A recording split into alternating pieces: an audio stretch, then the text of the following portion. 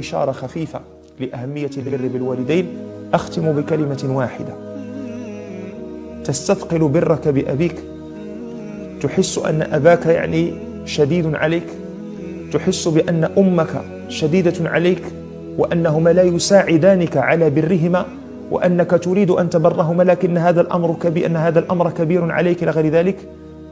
لي عندك كلمة واحدة: اسأل من دفن أبويه، اسأل من توفي أبواه، وقل له: بكم تشتري لحظة واحدة لا تتعدى 5 ثواني يخرج فيها أبوك أو تخرج فيها أمك من القبر وتعود إلى الحياة، فقط لتمسح بيدها على رأسك وتقول لك: رضي الله عنك يا ولدي، ثم يعود أو ثم تعود.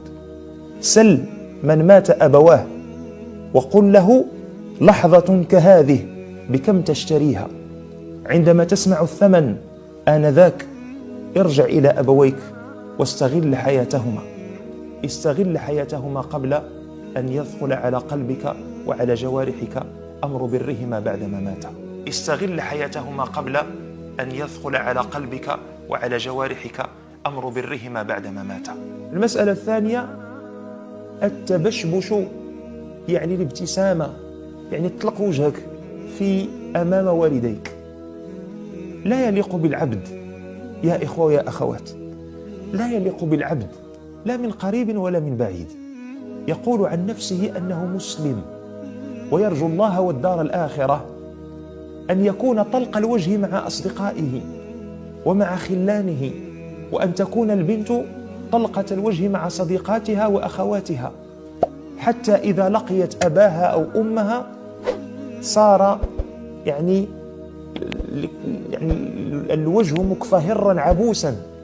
هذا أمر لا يليق بالإنسان العادي، فضلا عن الإنسان المسلم.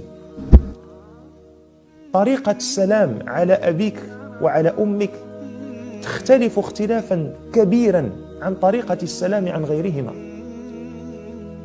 السلام عن الوالدين يكون بالابتسامة، يكون بمناداتهما بأحسن الكلام، بأحسن الألفاظ. تختار أحب لفظ يحب أبوك أن تنادي به عليه وتستعمل ذلك اللفظ. الطريقة التي ننادي بها على آبائنا وأمهاتنا عجيب، تجد الشاب ينادي أباه باسمه المجرد: مصطفى، العربي، محمد، عبد الله، وكأنه ينادي يعني خادما من خدامه. فإذا لقي أخاه أو صديقه تجده يناديه: أين أنت أيها الحبيب؟ أين أنت أيها الصديق؟ أين أنت أيها الأخ؟ والله هذا انقلاب على مستوى الموازين ولا يليق بالمسلم.